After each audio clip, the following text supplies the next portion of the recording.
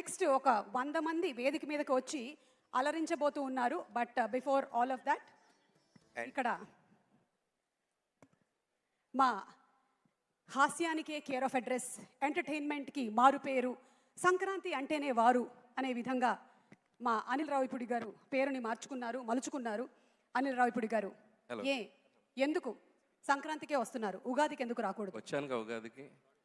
ఇక్కడికి వచ్చారు, థియేటర్కి వస్తారు. అక్కడికి వచ్చాను కాబట్టి ఇక్కడికి వచ్చాను.